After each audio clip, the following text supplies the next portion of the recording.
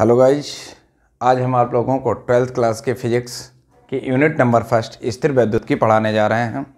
स्थिर वैद्युतिकी के बारे में पहले सीख लेते हैं। स्थिर वैद्युतिकी है क्या? भौतिक विज्ञान की वह शाखा जिसके अंतर्गत स्थिर आवेशों का अध्ययन किया जाता है उसे हम लोग क्या कहते हैं? स्थिर वैद्युतिकी कहते हैं। कहने का मतलब है जो स्थिर वैद्युतिकी है, स्थिर वैद्युतिकी में हम ऐसे आवेशों का अध्ययन करेंगे जिसमें आवेश हमेशा स्थिर रहेगा। जो आवेश गतिमान होगा उसके अंतर्गत ये स्थिर वैद्युतिकी नहीं आती है। ठीक है ना। स्थिर वैद्युतिकी में इस 4 चैप्टर हैं। इनका पहले चैप्टर का नाम है कूलाम का नियम तथा वैद्युत क्षेत्र। दूसरा जो चैप्टर है वो वैद्युत फ्लक्स तथा गॉस की प्रमेय। तीसरा चैप्टर है विभव तथा व्यवहांतर है। और चौथा जो चैप्टर है वो संधारित्र है। ठीक है ना।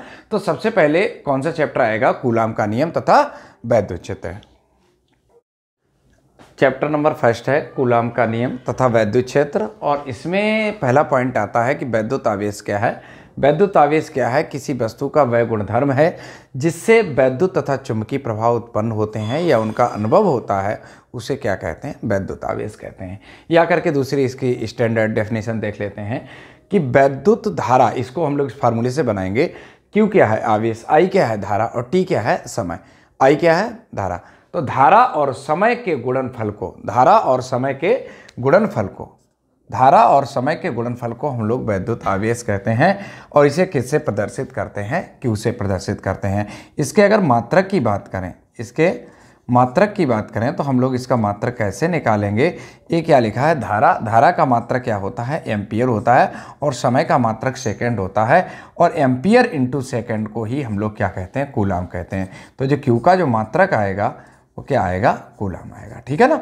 अगर हम लोग इसकी विमा निकालें, विमा निकालें तो एम्पियर की विमा क्या होती है? कैपिटल A होती है। और सेकंड ये समय है, समय की विमा क्या होती है? कैपिटल T होती है।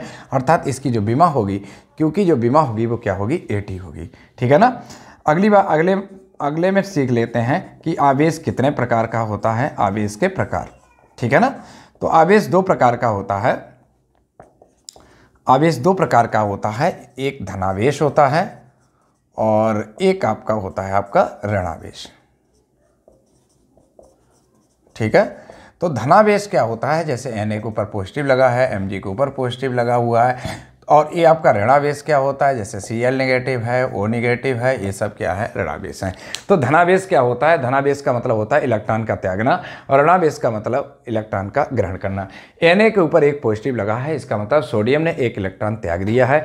अगर Cl के ऊपर नेगेटिव लगा है तो इसका मतलब Cl ने एक इलेक्ट्रॉन ग्रहण कर लिया है। ठीक है ना।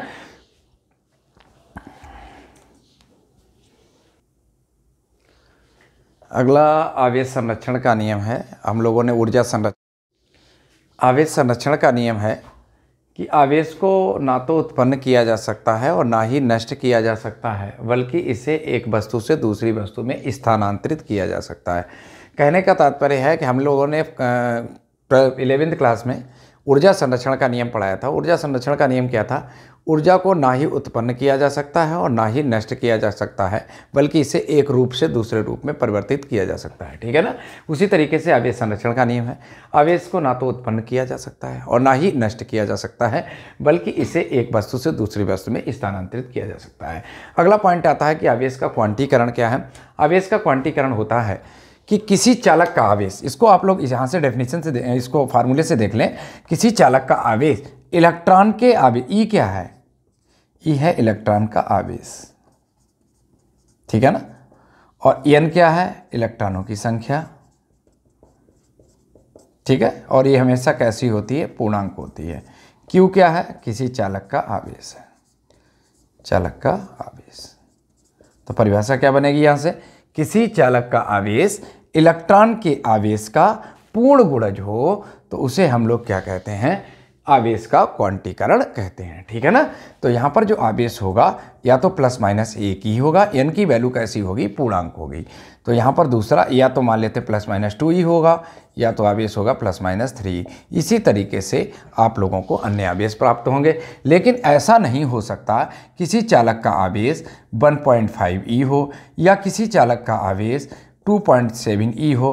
कहने का मतलब ए वैल्यू पूर्णांक नहीं है, ए वैल्यू पूर्णांक नहीं है, इसलिए ए चालक का आवेश नहीं हो सकता है। चालकों के आवेश हो सकते हैं +-1e, +-2e, +-3e और +-4e, इस तरीके के हो सकते हैं, ठीक है ना। अच्छा, मिलते हैं अगले टॉपिक में आप लोगों को।